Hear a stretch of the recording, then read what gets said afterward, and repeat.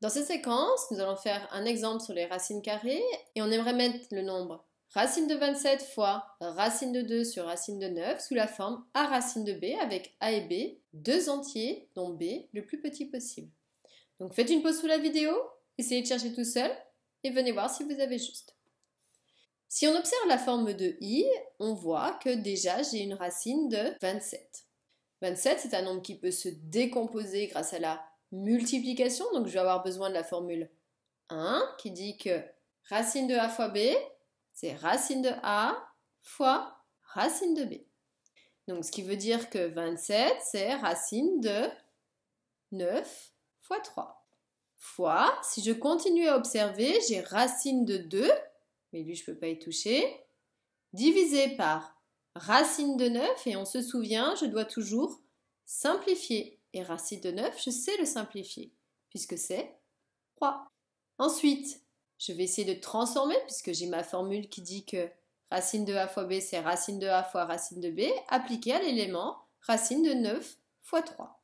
Donc si on applique racine d'un produit, ça va être le produit des racines. Donc je vais avoir racine de 9 fois racine de 3.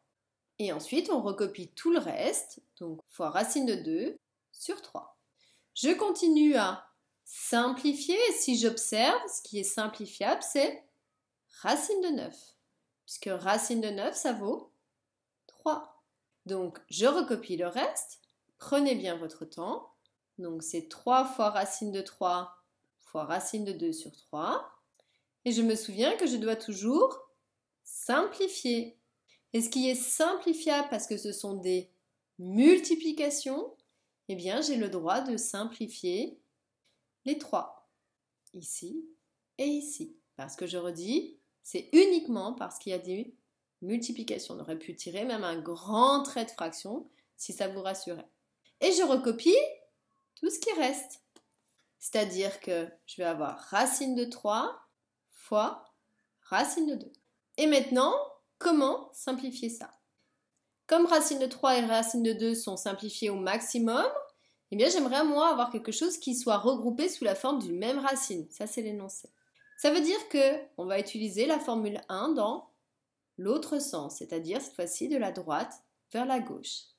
J'ai un produit de racines, eh bien ceci, ça peut également se transformer en une racine du produit des deux nombres. Donc 3 fois 2. Ce qui veut dire que ça va faire en fait 3 fois 2, ça fait racine de 6. Donc voici la valeur de i.